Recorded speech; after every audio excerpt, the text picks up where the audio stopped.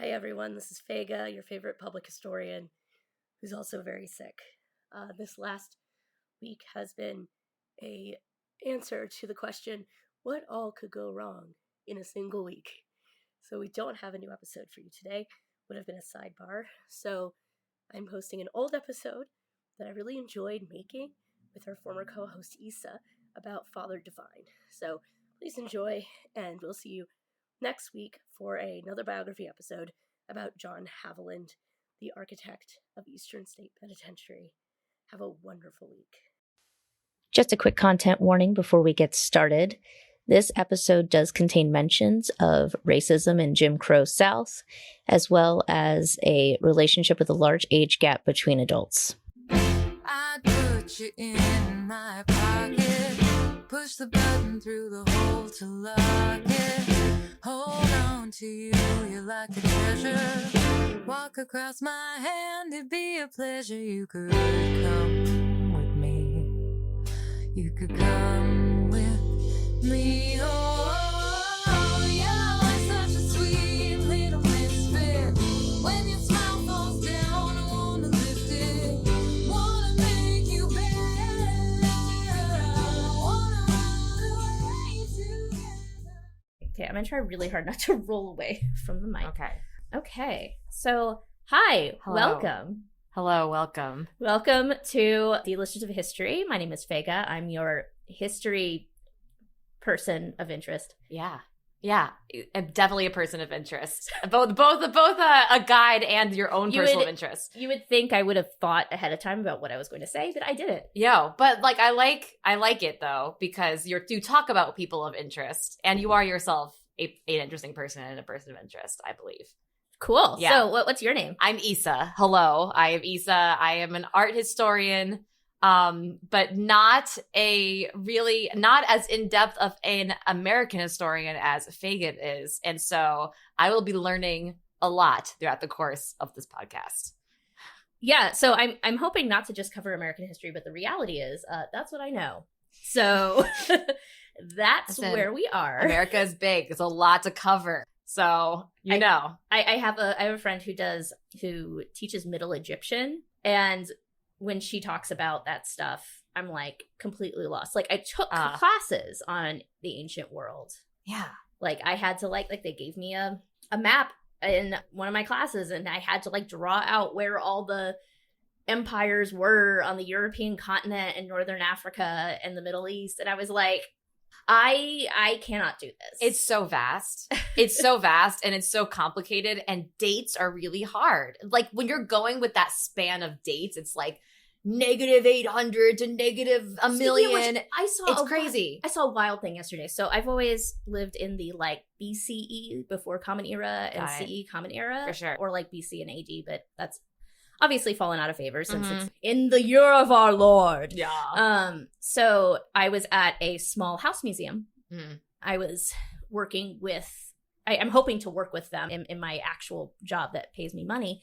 And they took me through their house museum, and I asked them if they had any information about the Lenape. Because that's always my question when I go to these house museums. It's like, cool, you've got a piece of George Washington's hair. That's great.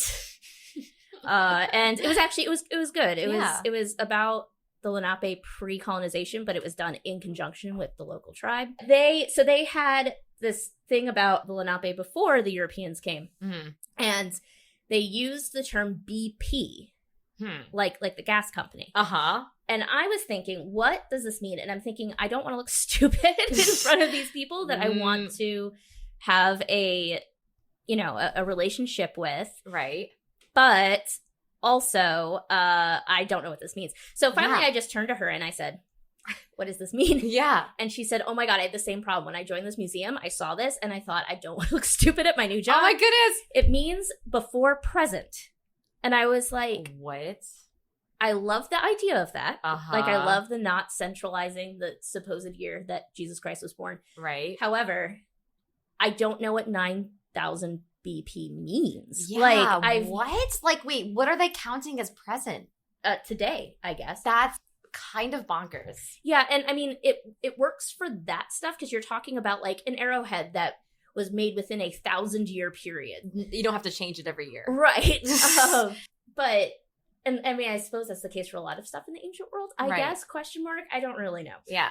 Sometimes I think that Jewish years actually just like make more sense in general. I mean, I think so. Like 5,000 years ago is it's a pretty good like demarcating line of a lot of civilizations. You know what I mean? Like Jesus was kind of like in that time span, the birth of Jesus was kind of random. Like nothing was really ending or starting then. But 5,000 years ago, like, I feel like that era makes a little bit more sense. It might. Again, I don't know anything about the ancient world. Right. So, maybe. I don't think I do either. I might be just, like, saying random stuff. Yeah, because I've learned all these things about Richard Nixon since we recorded the last episode. Oh, my goodness. And I'm like, I'm going to be eating my hat. Richard Nixon, I stand by nothing that I said. I immediately after I said so, I stand by nothing that I said about Richard Nixon. So, but talking about religion, we're talking about religion today. And I think back to when I was in college, my first semester at college, I took American history before 1866. That's the demarcation line in American history, right? It's right after the American Civil War. Yeah. And the teacher had us read a book about some cult. And this is from an era in American history where there were just like new religious movements popping up left, right, and center. Yes. And like the spiritualists who are still around came around that time, the Church of Latter-day Saints. There was just like a lot of that sort of movement going on. And this was a movement, the book was about a movement that didn't last. And I was 18 and very naive, and I came from the suburbs of Philadelphia, and I love the concentration with which you're trying to open that can of seltzer. I thought if I opened it slowly and quietly enough, it wouldn't interrupt the recording. Maybe I should have I could have opened it near my mic so that you could. Okay. Maybe that's what we need, like a little bit of a aesthetic of I have now opened a can of Two Robbers hard seltzer. We are not sponsored by them, but depending on how this episode goes. Yeah, you never know. You never know. Two Robbers, I think you're a very good seltzer company. I got mine from St.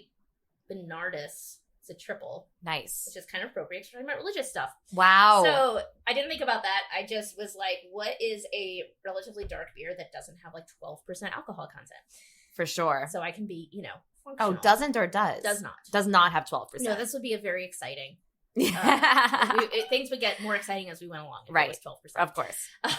So anyway, I'm in this class and I read this book, and I went to college at this small liberal arts college in Ohio. And so a lot of people from there were from Ohio or Michigan or Indiana.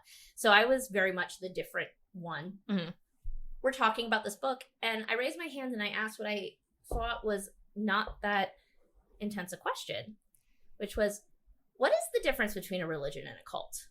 Being 18 and having grown up in an anti-theist home and in a very diverse community where we had a lot of Jewish people, but also a lot of Muslim people and a lot of Catholics. And I suppose there were probably some Protestants in there.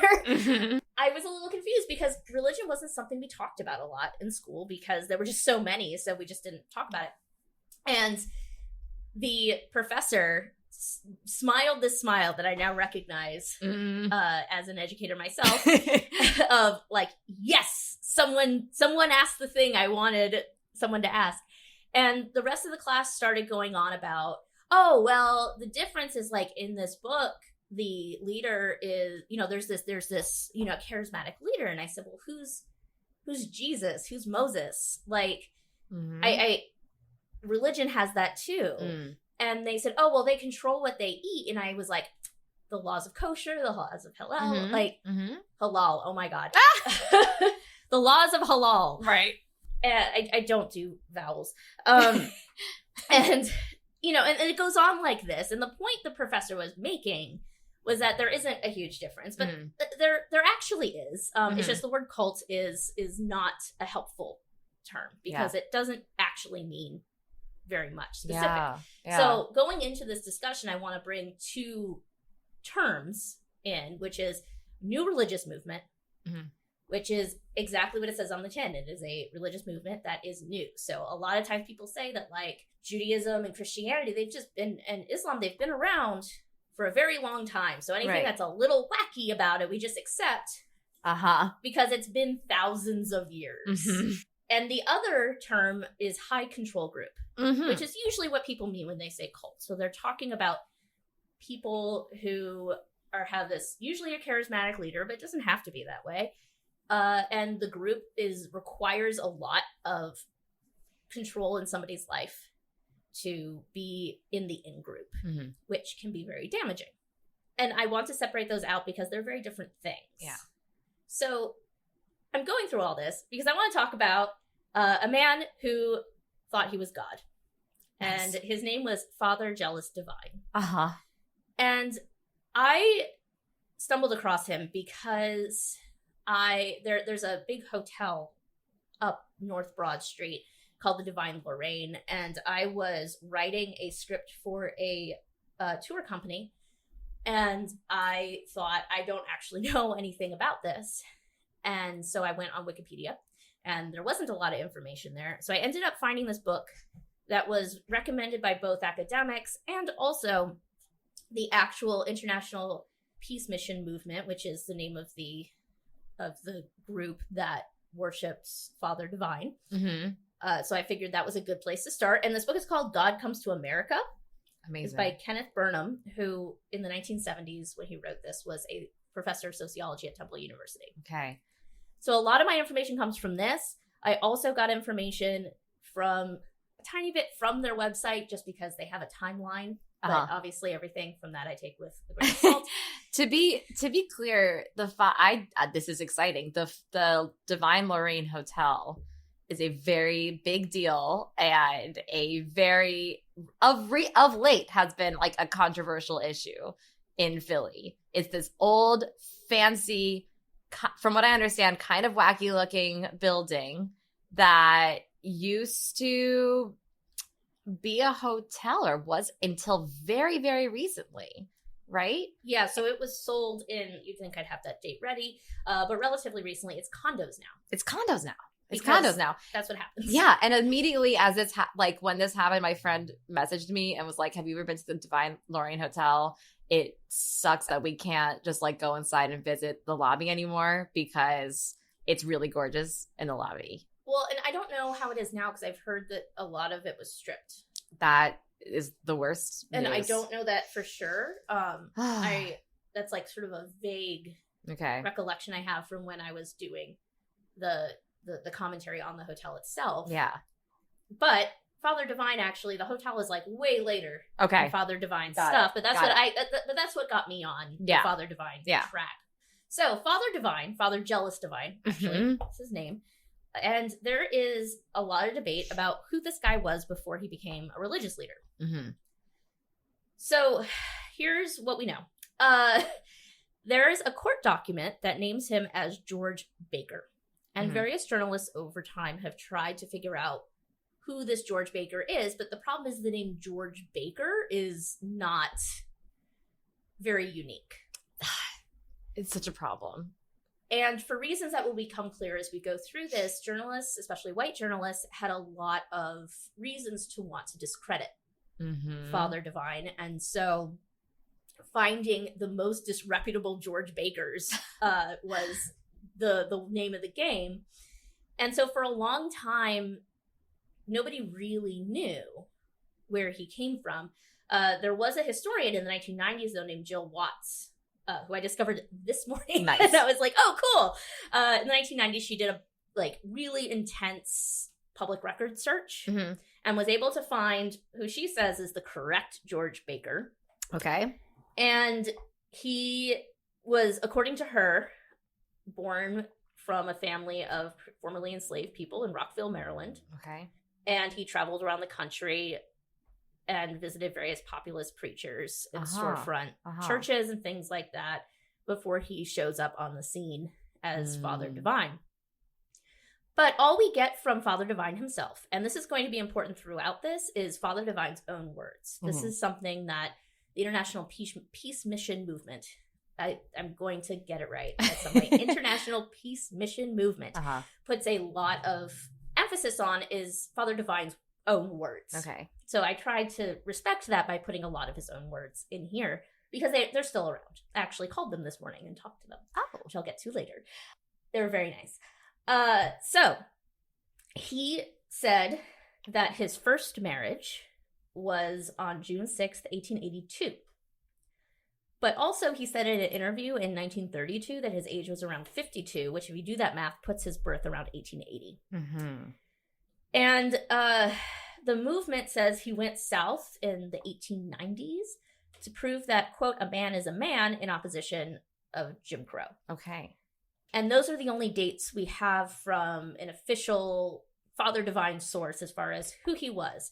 And the Kenneth Burnham of this book actually makes the argument that it doesn't really matter who he was because he had so much to say once he was on the movement. Like, it's not like a mystery what his thoughts and feelings about things were. Right. So while as a historian, I'm like, yeah, I want to know like where people came from and where they came out of. But honestly, he's pretty clear about what he thinks about things. He is not quiet.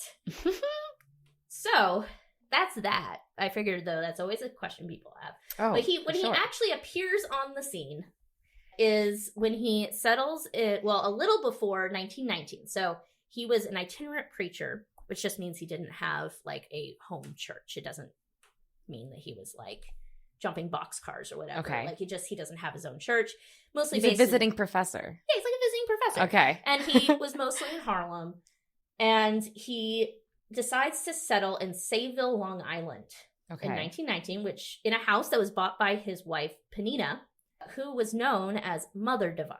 Okay. Interesting. And he was very upfront about the fact that they bought this house with Penina's wages. Like, there was no, like, weird secret money thing was going to come up a few more times. Yeah.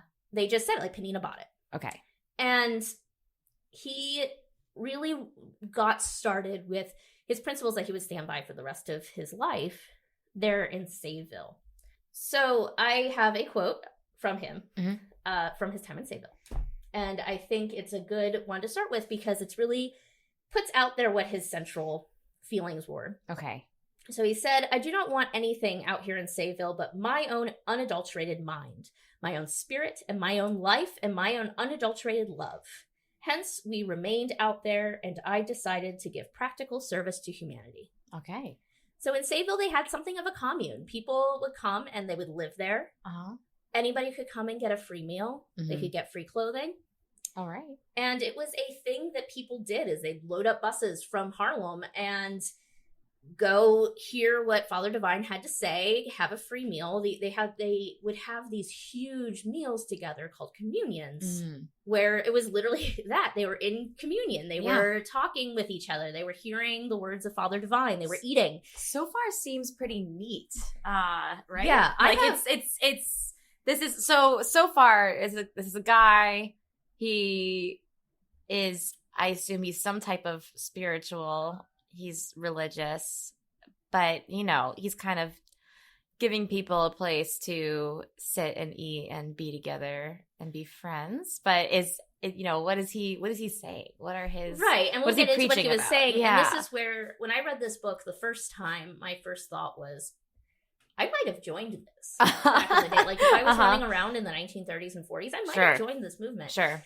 And I have complicated feelings about him as we will go through. But the things he had to say were, well, we'll see. But I think they're pretty good. We'll see what you think. So at first he was putting not very much emphasis on himself. At least that's the story. Okay.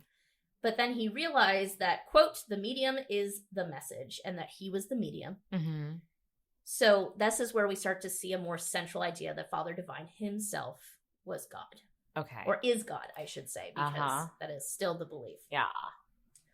And this is one of those things that puts people off. They hear Father Divine is God, and they're like, ooh, this is weird. Yeah. And just immediately don't think about any of the rest of the movement, which is where I want to put a pin in the whole Father Sure. Divine is God thing. Sure. And go from look at what he was actually doing. Okay. One thing he did was he discouraged his followers from reading the Bible or other books in that genre in favor of focusing on his own words. Okay. Which, as someone who reads a lot and believes in universality of education, I don't love.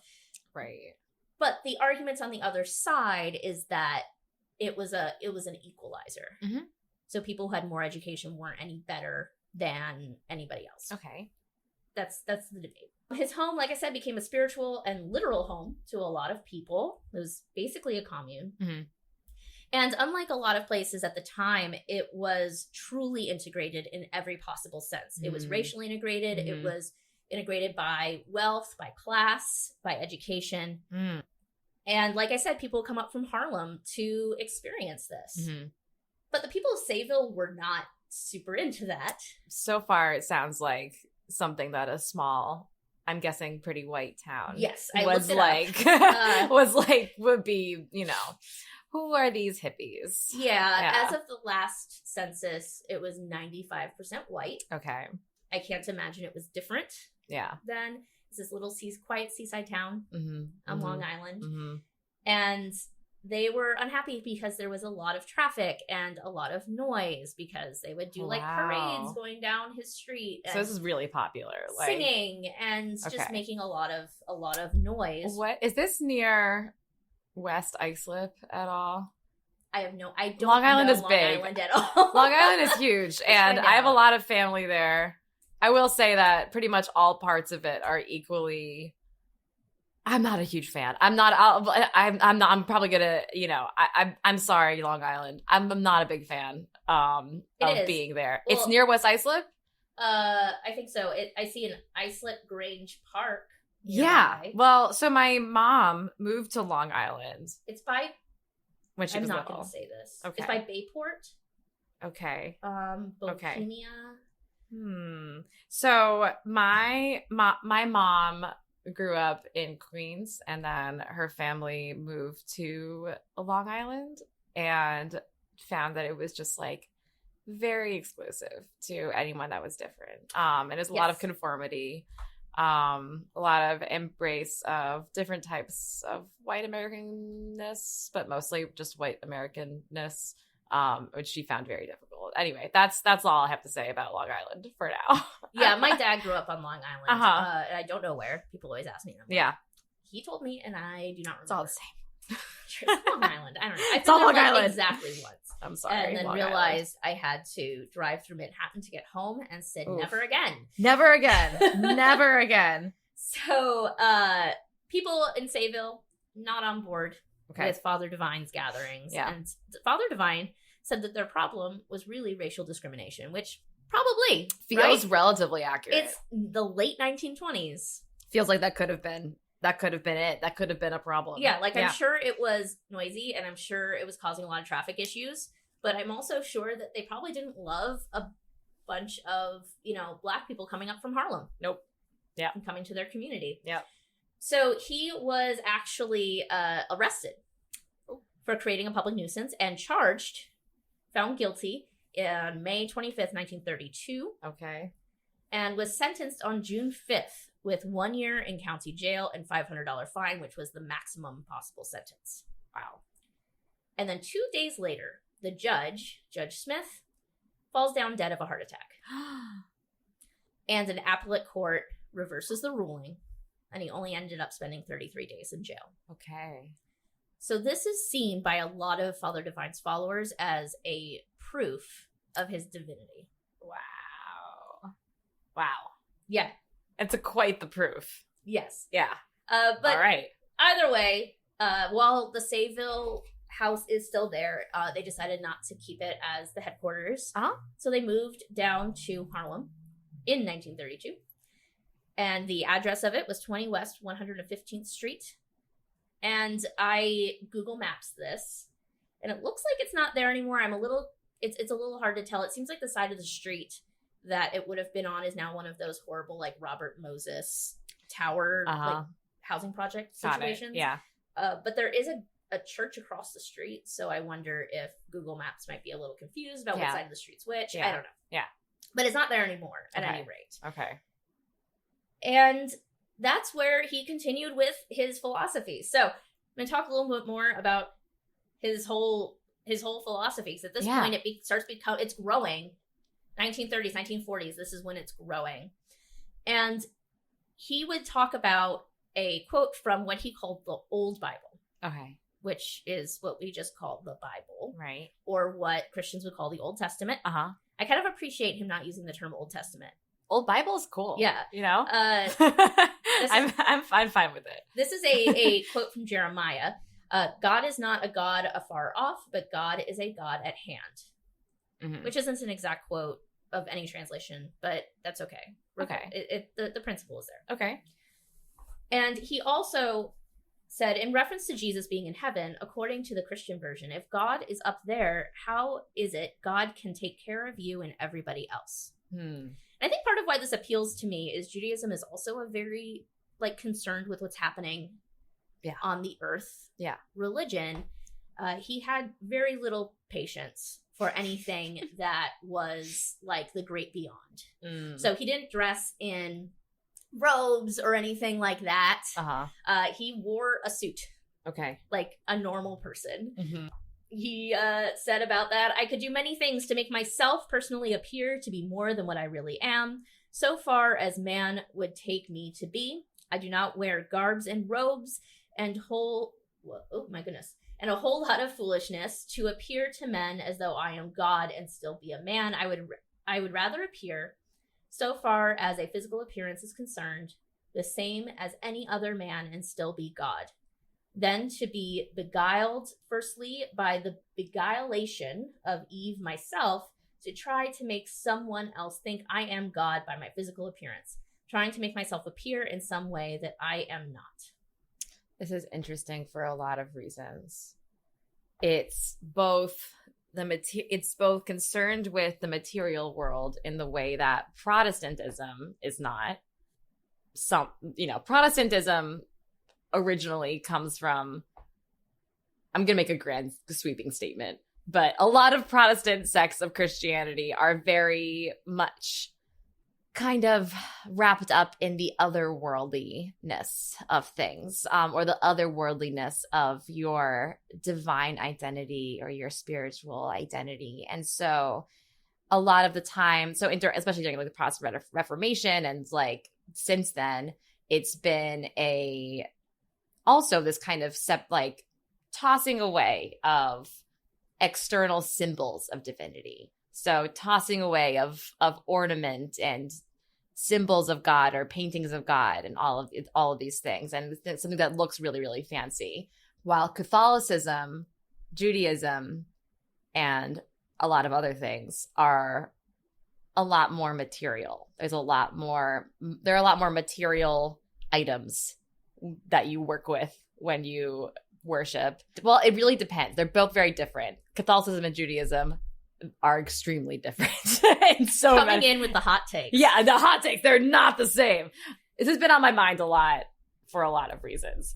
But anyway, what's really interesting is that we are concerned with the here and the now in Judaism. Catholicism is still very material, but there is definitely still this, otherworldliness. Yeah, well, you're trying to ascend into heaven to be with Jesus. Right. Yes. But which is almost so you could almost say Catholicism is in both of these ways the opposite of the Father Divine, or goes the other way, because they're concerned with the otherworldliness and they're very showy and very ornate. This is really interesting to me from this conversation because you'll see this in a lot. I mean, contemporary Jewish spaces in a lot of places in the US are not as ornate as they were for a long time. And it's very complicated. This is a whole history we don't have time for right now, Isa. But anyway, this is a very, very interesting person because you can see he's kind of forging his own path in a lot of ways. Very much so. He's very unique. And I think that's part of why you don't hear about him that much. Yeah. He doesn't fit in with a larger category. No. And around this time, you're also seeing a lot of African American religious movements, and they are not like Father Divine. They are very concerned with the world to come.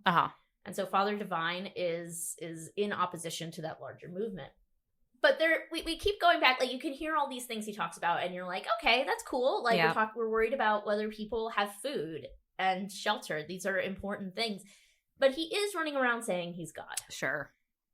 And he was a smart man, so he knew when to be very explicit about that and when not to be.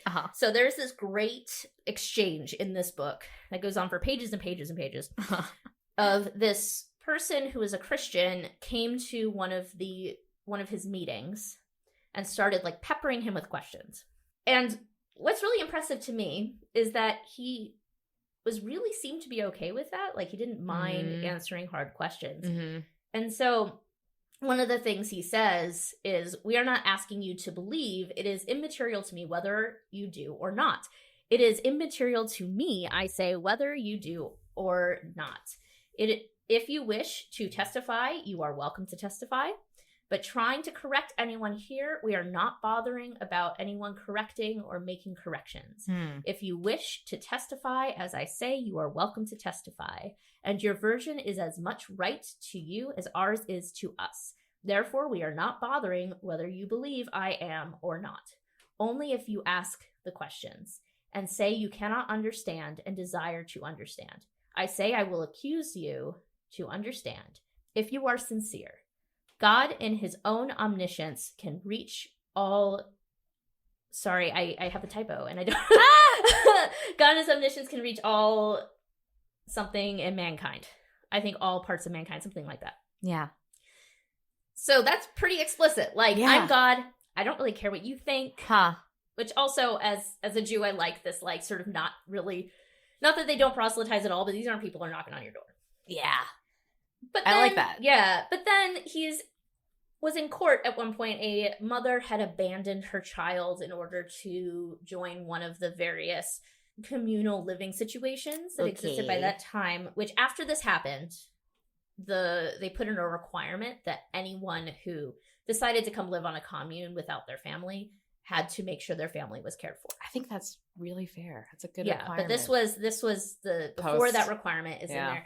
And the lawyer or whoever was really peppering him, trying to get him to say that he was God. And he dodged it. It's probably smart. Yeah. Like I said, he's a smart dude. He's a smart guy. Yeah. He said, I don't say I am God, and I don't say I'm the devil, but I produce God and shake the earth with it. So that's not a no. Right. It's also not a yes. Right. Okay. Yeah. It's a half-baked answer if someone asks you if you're God. You know, it's like, I'm not gonna say, but I will say that, like, we're really good friends, and, like, essentially, like, you could say indirectly I'm God, but, like, you know, I'm not gonna say it for you. Kind of smart, though. Yeah. Because usually he wasn't circumspect about that. Right. Which honestly I have respect for. Like, if you're gonna do it, do it. Right. Yeah. Don't be weird about it. Yeah. Don't be weird. Which I appreciate. And so he, like I said, concerned about bringing heaven to earth. He cares about the world. Okay. And so he didn't view most other Christian denominations. I say other because they did talk about Jesus and so forth. So that's what I'm wondering too. It does in its own way exist under the Christian Protestant umbrella. It's just very different. Yeah. I mean, there are, if you think about it, there's a lot of Christian sects that, or, you know, Christian movements that have had divine people that call themselves divine messengers or the new Messiah or God. There's so, like, you know, LDS outcrops, and it happens. It happens. And they're definitely still, you know, Christian.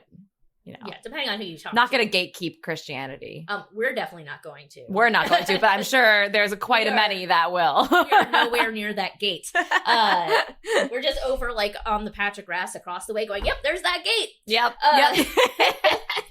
So he didn't see religion very positively. He said that men try to use religion to keep you in bondage and enslave you. Interesting. But I came and have truly emancipated you. I will not give 5 cents for a God who could not help me here on the earth.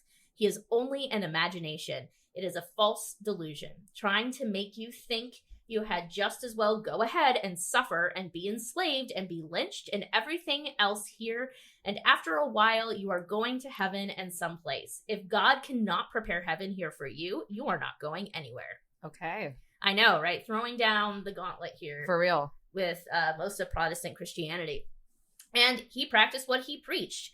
Like I said, they had these sort of communal living situations. By 1942, there were 63 properties that were owned by the church. Wow. But there were far, far more that claimed connection to Father Divine.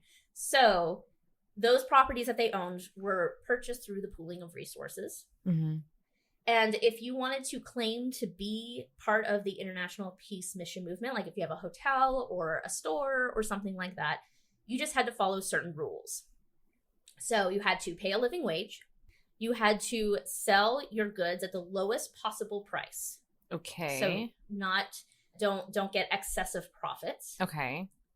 And then there were some things about morality around dress. It was no mixing of the sexes.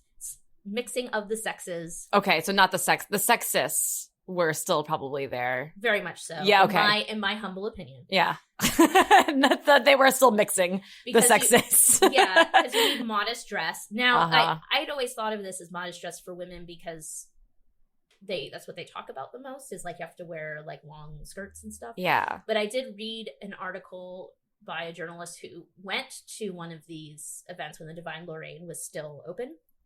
And he was turned away because his shoes were bright red. Interesting. So really leaning into that like aesthetic mindset. Yeah. And so I don't know what to say about that. There's a lot of things in here where I am hesitant to make a call because I can't find the information. I want to learn more. I want to learn more about the red shoes themselves, where he got them, what they looked like, because red shoes, you don't just wake up and just pick up red shoes. You know, and I'm assuming they were not like Converse sneakers, which would be like the most normal version of red shoes. And who knows, it might have been like it could have been. Maybe, I don't know. It's a journalist, so this journalist was. Apparently, it didn't occur to him that there might be a modesty requirement, which makes sense because he's a man. Yeah. And doesn't have to grapple with these things in the way that people of other genders have to regularly. Yeah. I mean, I'm thinking about Father Divine Lorraine. Just Divine. Lorraine. Okay. Sorry. Was the name of the hotel. That's the hotel. Father Divine took it over. Got it. Okay, so Father Divine, he is very not about these bright colors, not about external signs of divinity and, you know, external signs and symbols, things that you wear that set you apart from other people as more special. It makes sense growing up when he grew up as somebody that was born of enslaved people and alert and looking around during the Gilded Age, because so many rich people were just doing it up as fancy as they possibly could have. And so this is a huge reason. And this is what I study for our listeners. What I do is I study ornaments and minimalism and the different that I usually focus on the ways in which it actually embodied white supremacy in a lot of ways. But there's also a lot to be said for people that were genuinely frustrated with rich people being really ornamented and being very showy with their wealth and using decoration as a way of expressing their wealth. I could see why somebody like Father Divine, who seems to profess a lot of like equality of a lot of people, would kind of embrace this simpler way of dressing. But it's interesting to me that, and not surprising, that maybe some misogyny could have come in there too. Oh, for sure. And it's right there. His first wife, Panina, Mother Divine, and I mentioned that there's going to be another Mother Divine. So she referred to herself as his helpmeet, which is a terminology you hear in nowadays fundamentalist Christian For sure. groups. I honestly, I don't know 1920 vibes. Like I can't say. No, But I don't know either. It's interesting though you say that, because about the rejection of ornament and so forth, because he also rejected government assistance. Interesting. Yes. So to be a like full member of the church, anybody could show up and eat. Anybody can eat. Anybody can get clothes. But if you want to like live there and be part of their communal existence, you needed to get rid of any debt you had, which potentially the church might help you with. Okay. But you're going to get rid of debt, and you are going to reject any government assistance. And remember, this is in the 1930s. This is when we're starting to see the beginnings of Social Security. It would have been a great time to get governmental assistance, especially if you were an artist.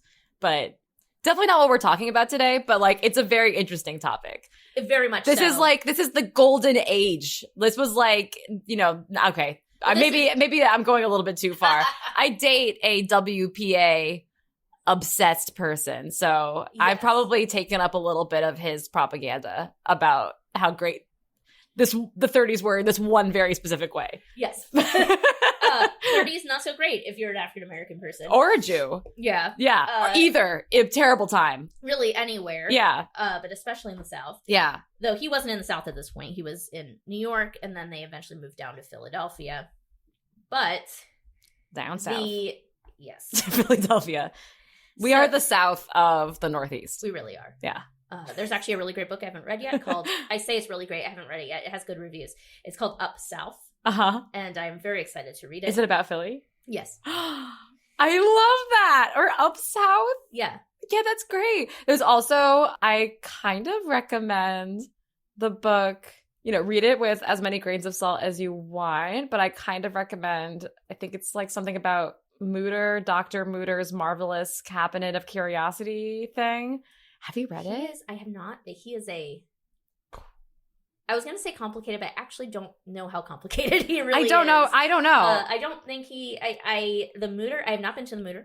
Put that out there. I know people have worked there, and they seem to have really good exhibits. Yeah. I have uncomfortable feelings about where they got a lot of that stuff. Oh, incredibly uncomfortable. I don't know if he's a D-lister. I'd say he's more of like a C-lister, maybe like a B-. Well, and I mean, we're taking this in stride, right? Like Father Divine, people who are from Philadelphia sort of vaguely know this guy existed. Right. Because we've got this huge hotel that has Divine Lorraine sitting on the top of it. So,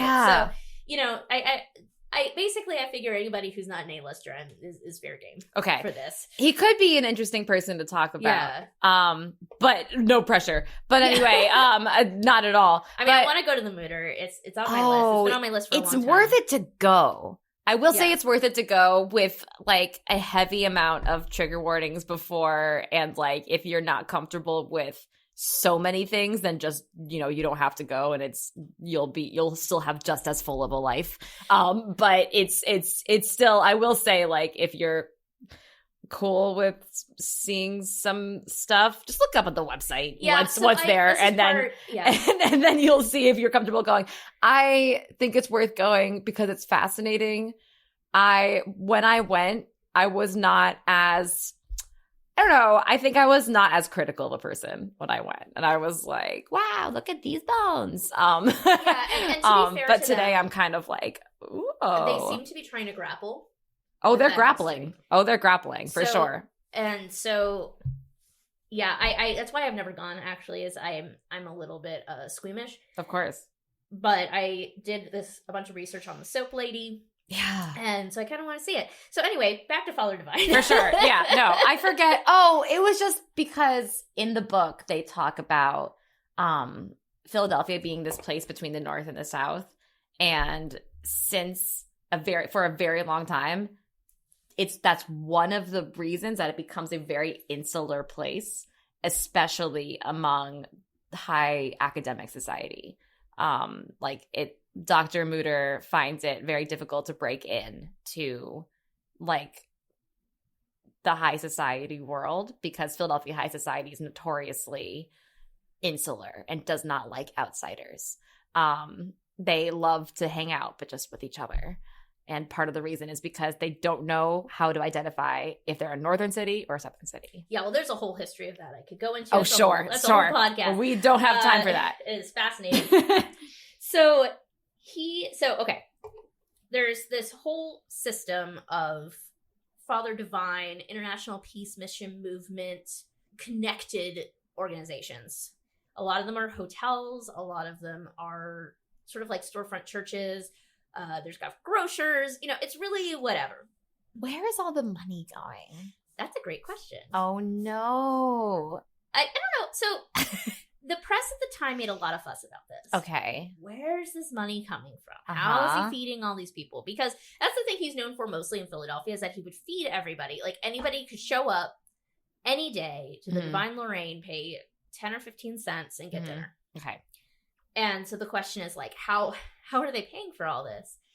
And it's not that mysterious. There were a lot of people joining, and it was a communal system. And so people who lived and worked within the system were provided the things that they needed. They did live a pretty aesthetic life. They would get about $5 a week. But at the same time, if you weren't living within the system, you were expected to be paid a living wage, to the extent that Father Divine would tell people, like, don't accept a lower than living wage. Yeah. It's not just bad for you, it's bad for everyone. He's got some points. He's not wrong. So the problem is their treasurer did not keep, if the treasurer kept track of things with like specific numbers, we do not have access to that as far as I know. I've not been to the Father Divine Library. So it might just be sitting in there for all I know. But whenever the treasurer would announce the sort of like quarterly report, it would be all about, oh, we're feeding so many people and we're housing so many people. It wasn't about how much money we brought in versus how much money we put out. Of course. And I should make it clear, none of this was legally connected to Father Divine himself. It was all connected to the church. That's a good business call for him, for Father Divine. He fully lived within the system of the church. Okay. So he would travel around living at various Father Divine hotels and things like that. Okay. Yeah. I've watched enough culty-ish documentary series to know that they that's why they were able to, at least afford to feed everybody. Right. And this is one of those things that I don't feel comfortable making a solid statement on. Right. No. Because it does make sense if you've got a bunch of people living communally, giving their wages or what have you to the group, you can afford a lot of stuff. There are ways to do it equitably. But if you're living within the church structure, how easy is it to leave? And I don't know the answer to that. Yeah. I did not find an answer to that. I even went as far as to Google Father Divine cult and did not find anything. Interesting. So there's not a lot of people calling it a cult. No, not at all.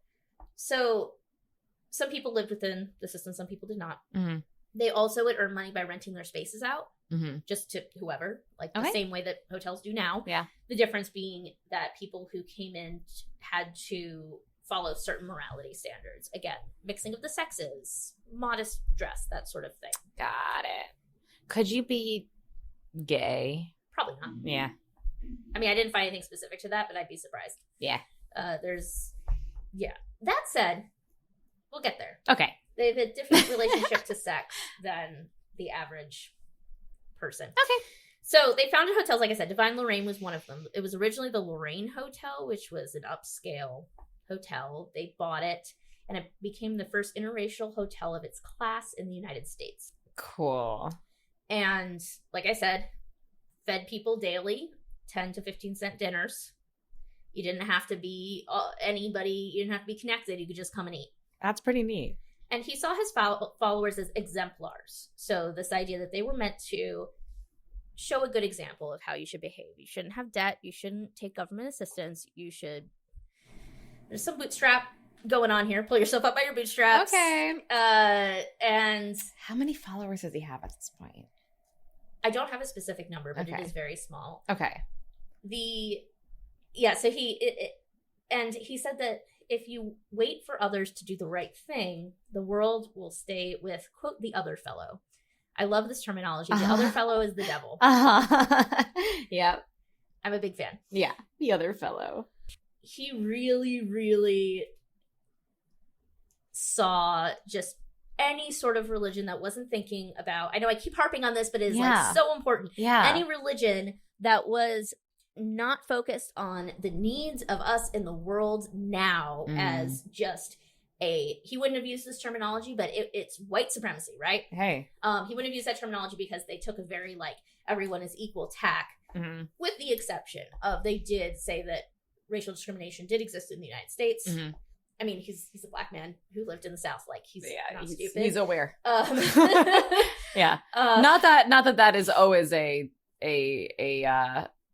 the case with everybody, but yeah. But I'd say that doesn't make sense for him. Yeah, he claims to have faced lynch mobs and things, so that he I'm knew sure it in a very specific way. He's quite aware of the problems, and it sounds like he's here. He's trying to fix it. I'm very into the idea of making your religion something, transforming it into action now. Right. Yeah. And he even called out, this is as close as he got as far as the things that I interact with, which, mind you, there's thousands of hours of him talking.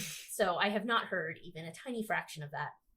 But things he said was like, men such as Mr. Ellender, who was a senator who famously filibustered the anti-lynching bill in the Senate. Just the sort of person that exists sometimes. He said that people like him will send missionaries to Africa to teach the people something, to China and to Japan to teach to China and to Japan to teach the people something, and to others they consider unintelligent. But what do they teach them? They teach them to keep God in the imaginary heaven so he cannot come down here to prohibit them from committing crime and legalizing crime. I know, right?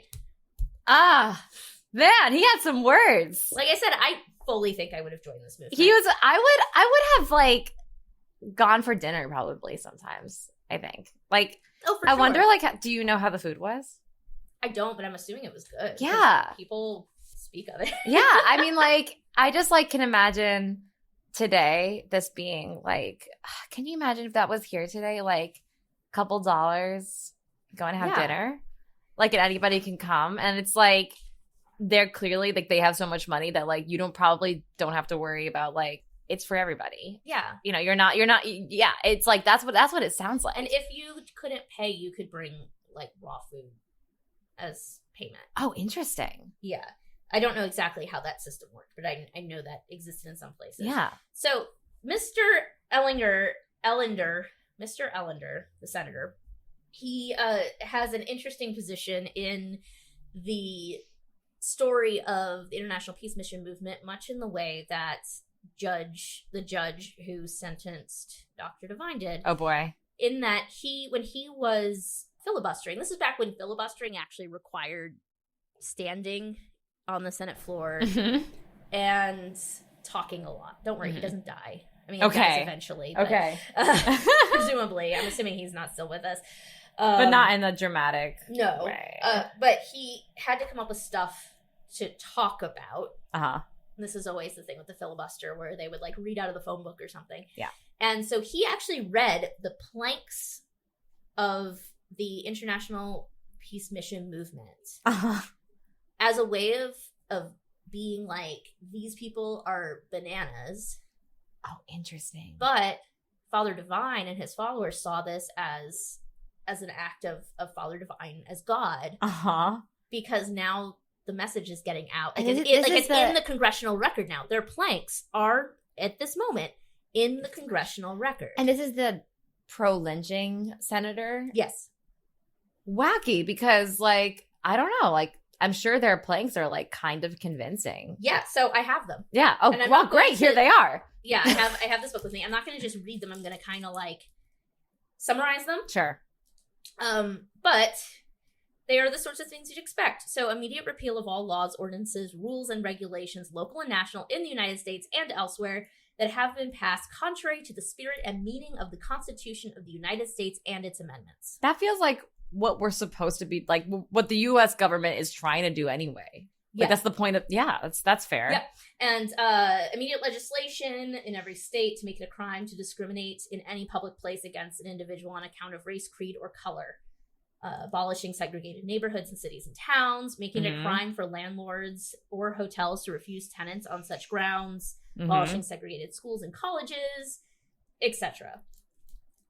Some good ideas are in there. Yeah, to make it illegal for a newspaper, magazine, or other publication to use segregated or slang words referring to race, creed, or color of any individual or group, or write abusively concerning any. Abolish lynching. Outlaw members of lynch mobs in all states and countries. Make it a crime for an employer to discharge an employee, even though a subordinate, when even circumstantial evidence can be introduced to show that it was on account of race, creed, or color.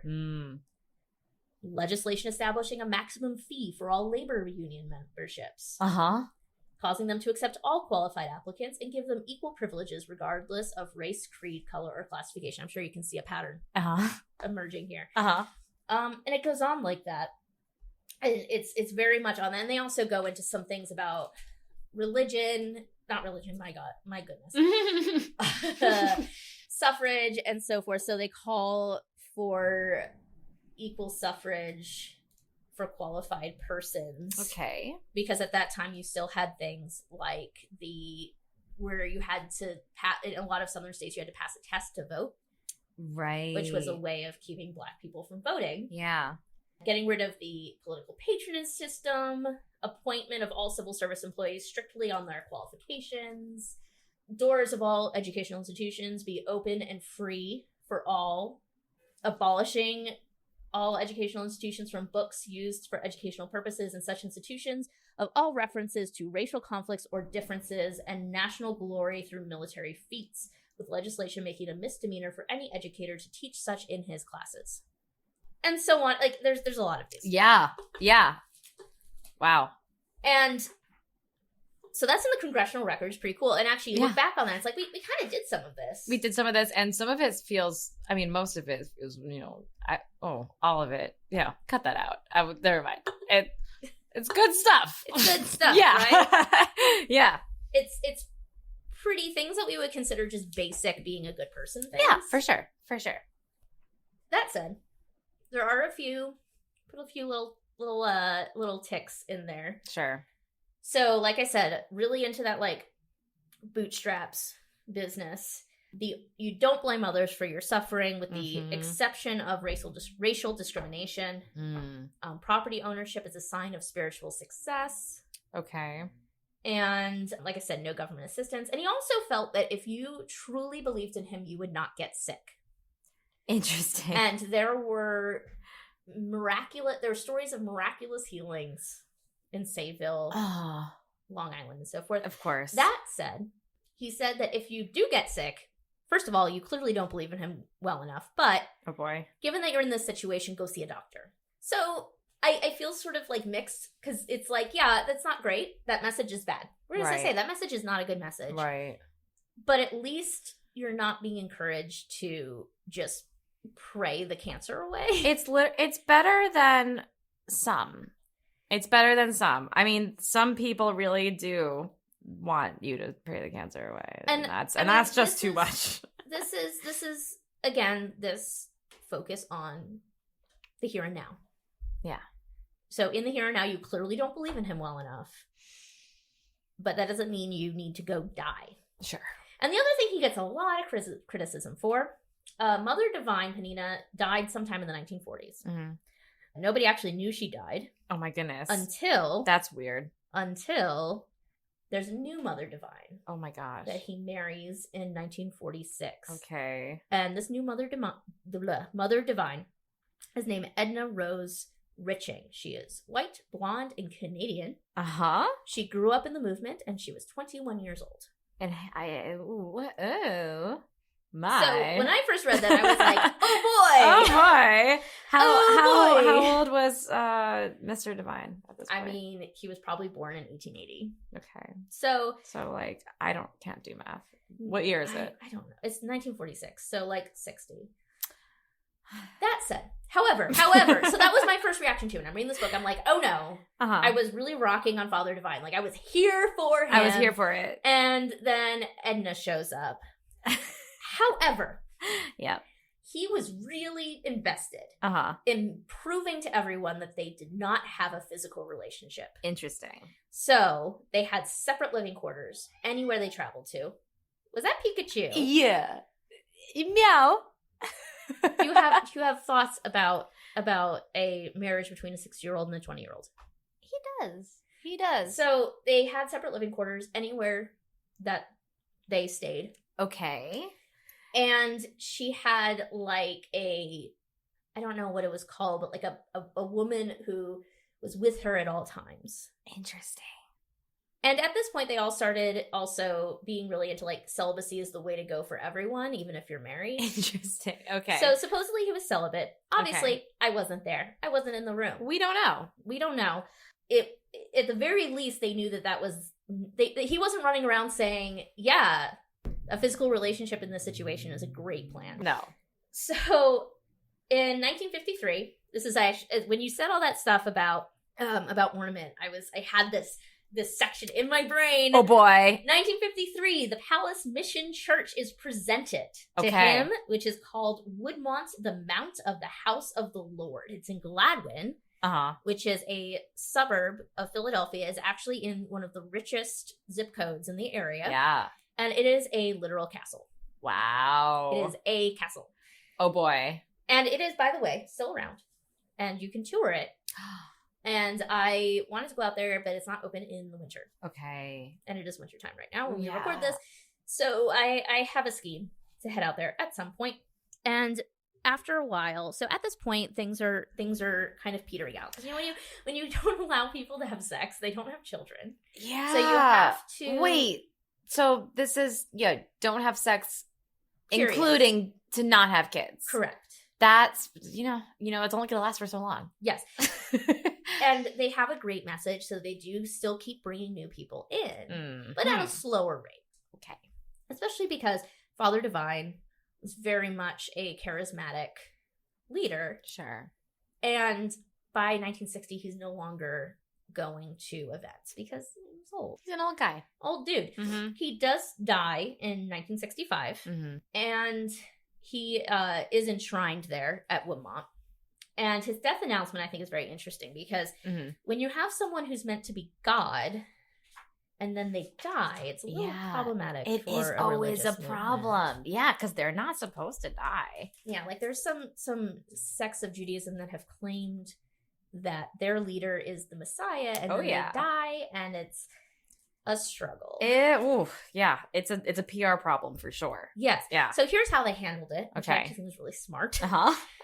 This is from the New Day, which is their newspaper that they printed for the vast majority of their existence. I believe they stopped it in the 80s. And this is what they said. The hour had come. It was 2:30 Friday morning, September 10th, 1965. The place was Woodmont, the Mount of the House of the Lord. Out of the stillness of the night came a call that summoned those closest to Father Divine personally. His immediate staff to his side, Mother Divine, was already there. Our beloved Lord and Savior, Father Divine, had seen fitting and necessary to throw off the precious, holy little body that millions all over the world love and adore more than life itself. It was now their holy pleasure, as followers of the Lamb, to rest in his divine will, knowing by deep conviction and spiritual revelation the wisdom of his great plan and purpose for the universe. Wow. So that's his death announcement. Wow. And Pikachu was, of course, really just demonstrating that call that they heard throughout the house. Yes. Of course. Yes. So there was they put in a shrine, 1968. Okay. And a lot of people thought this was going to be the end of it, and it wasn't. Mother Divine took over at that point.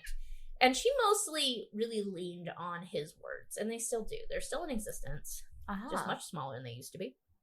Mother Divine also oversaw selling off of properties because as they got smaller, they couldn't maintain the properties anymore. Yeah. So the Divine Lorraine Hotel, for example, Is that an example of them selling today? Yes. Okay. Well, and it sat empty for a while. Yeah. but now it's condos. Yay! Yay. So Mother Divine, but they still people could still come to Philadelphia for communal meals when the Divine Lorraine was still there as part of the movement. People could go there, and until 2020, people could and would go to Woodmont for communal meals. Wow, that's really recent. Yeah, Mother Divine didn't die until 2017. Wow. Yes, and the 2020 thing, that's because of COVID. Okay. So this is why I called them, because I was trying to find any evidence that they were still having communal meals or not. So you can go visit and go to the library and museum about Father Divine, and you can get a tour of the house. Okay. They're very particular about wearing masks, which I think is interesting given Father Divine's opinions on faith and illness. Sure. That said, I am always pro anybody who's going to be pro-mask. Me too. So no criticism there. Yeah. I called them this morning and I asked them if they still had their communal meals. And she said, unfortunately, no, because of COVID. Okay. So who knows if that will if that'll come back. Because the fact of the matter is their following is not young. Yeah. Yeah. And they are, people who are more at risk. Yeah. For COVID. They're a little older. But Mother Divine really held it together. She had a charismatic leadership of her own. And interestingly, she actually, in a lot of ways, saved the lives of every member of the International Peace Mission movement. And she did that by stopping Jim Jones from taking over. Wow. So Jim Jones was a member of the International Peace Mission movement. And a lot of the tenets from the People's Temple were lifted from Father Divine's principles. Mm-hmm. And he claimed to be the reincarnation of Father Divine. And Mother Divine was like, absolutely not. Yeah. This is not what's happening here. Love it. And some people would argue that was because she wanted to keep power. I'd like to think that she had an idea that he was a problem. Sure. But at any rate, they would literally send spies to each other's, meetings and stuff. It was intense. Yeah. And it did not stop until Jonestown, which, for those who don't know, that's when Jim Jones and his followers engaged in a mass suicide. So, good job. Yeah. Mother Good Divine. Good call. Good call on that one. And as far as I can tell, they're really just kind of chugging along. They have a Facebook page. They have a YouTube account. And it's all entirely just quotes from Father Divine. Wow. So like I said, they put a lot of emphasis on his words. Interesting. So it's it's a pretty intense belief to believe that he was God, but could it be worse? It could be a lot worse than this. Yeah. In terms of new religious movements, there are so many worse ones out there. Right. And so I go back and forth on Father Divine. Mm-hmm. Because obviously there's things I don't agree with. Right. I am not a fan of the reject government assistance stuff. However, I can't argue with a lot of his words. Yeah. Which at the end of the day, that's what the International Peace Mission movement is focused on, is his words. Yeah. And the only words I really have a problem with are the I am God and reject government assistance. Yeah. The rest of it, I mean, I can't argue with it. Can't argue with it. And no, he had some pretty good ideas. Yeah. And so I think this is an important example when we talk about new religious movements, because people have started using the term new religious movement as a just drop-in word for cult. Right. And I don't think that's fair. Yeah. And Moses was also claiming to have talked to God. Mm-hmm. And here we are. Yeah, here we are. Bunch of Jews just hanging out talking about some other guy claiming to be God. It's true. Who are we to judge? Who are we to judge? That one just happened a long time ago. Yes. So I do hope to make my way out to their headquarters. Yeah, that sounds fascinating. Yeah, I do want to make it out there. And yes, Pikachu, I'm sorry. So anyway, Pikachu says it's dinner time. It's dinner time. So we're going to close this up. Thank you so much for listening to D-Listers of History. If you enjoyed yourself, be sure to subscribe and drop us a review on whatever platform you listen on. A huge thank you to April Keys for the use of the song Misfit from her album Mountain View. You can find her on all the social media platforms.